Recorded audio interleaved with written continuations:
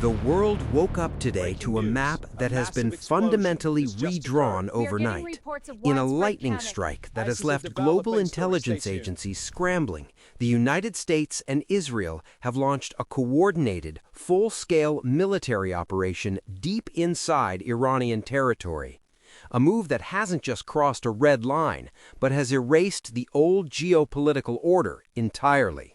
We are receiving confirmed reports that Supreme Leader Ali Khamenei has been killed in a high-precision secret mission, leaving the Islamic Republic in a state of total structural collapse.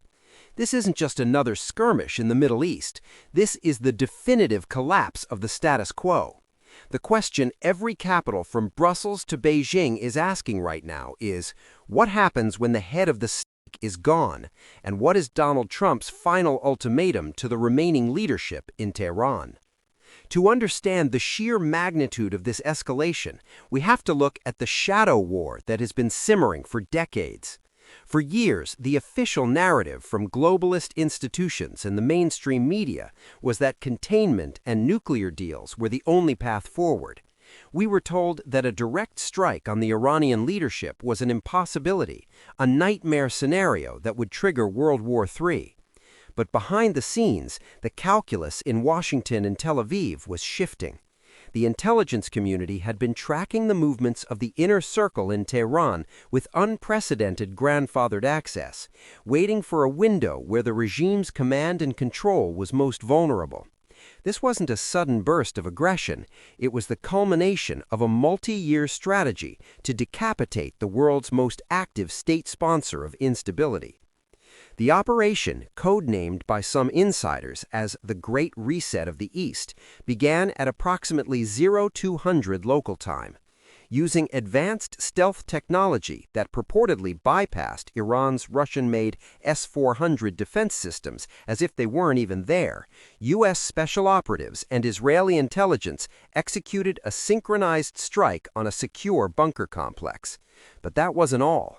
Simultaneously, cyber attacks crippled the Iranian Revolutionary Guard's communication networks, leaving their regional proxies in Lebanon, Syria, and Yemen completely blind.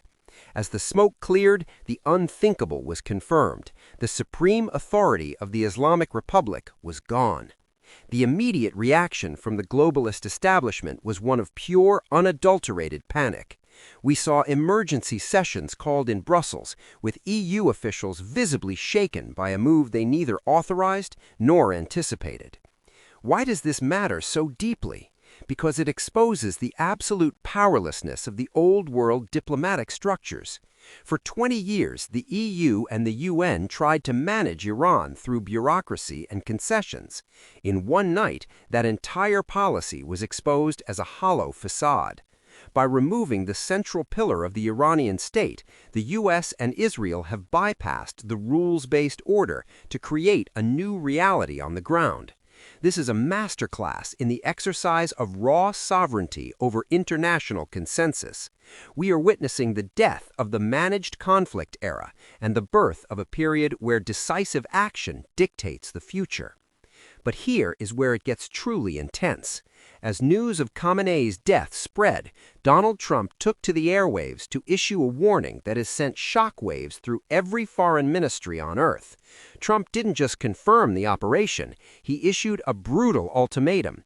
He stated clearly that if the remaining Iranian military or their axis of resistance proxies even think about a counterstrike, the next phase of the U.S. operation will be 10 times worse.